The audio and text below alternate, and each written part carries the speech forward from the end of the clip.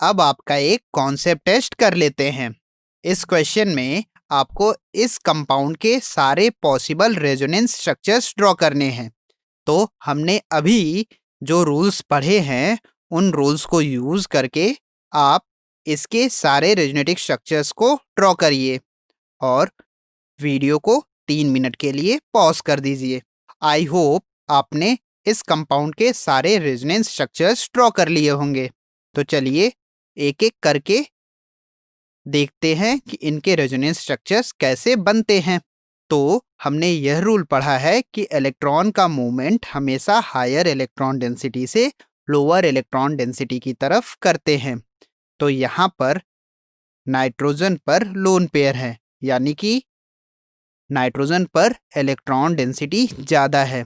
तो यहाँ पर हम इलेक्ट्रॉन का मूवमेंट नाइट्रोजन से स्टार्ट करेंगे। तो यहाँ पर नाइट्रोजन अपने लोन पेयर्स कार्बन और नाइट्रोजन के बीच भेजेगा, जिससे कि कार्बन के 5 बॉन्ड बनने लगेंगे और कार्बन के 5 बॉन्ड पॉसिबल नहीं होते हैं।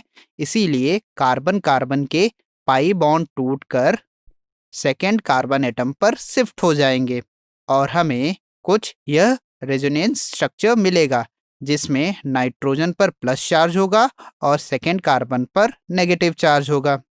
फिर अगर हम इस स्ट्रक्चर में देखें तो यहाँ पर हमें एक अलाइलिक अनायन वाली कंडीशन दिख रही है और यहाँ पर इलेक्ट्रॉन का मूवमेंट कुछ इस तरह से होगा कि नेगेटिवली चार्ज कार्बन के इलेक्ट्रॉन्स कार्बन कार्बन के बीच मूव करेंगे और थर्ड और फोर्थ कार्बन के बीच बना पाई बॉन्ड टूटकर फोर्थ कार्बन पर शिफ्ट होगा और हमें एक और रेजोनेंस स्ट्रक्चर मिलेगा जो कि कुछ इस तरह से दिखेगा।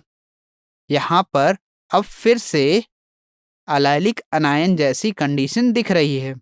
तो इस केस में भी इलेक्ट्रॉन्स का मूवमेंट सेम तरीके से होगा कि नेगेटिव चार्ज के इलेक्ट्रॉन्स कार्बन कार्बन के बीच शिफ्ट होंगे और कार्बन और ऑक्सीजन के बीच के पाई इलेक्ट्रॉन्स शिफ्ट होकर ऑक्सीजन पर चले जाएंगे और हमें फाइनली कुछ यह रेजोनेंस स्ट्रक्चर मिलेगा। तो इस कंपाउंड के लिए ये 4 रेजोनेंस स्ट्रक्चर्स पॉसिबल होते हैं। आई होप अब आप समझ गए होंगे कि रेजोनेंस स्ट्रक्चर्स किस तरह से ड्रॉ करते हैं और इलेक्ट्रॉन्स का मूवमेंट कैसे कराते हैं।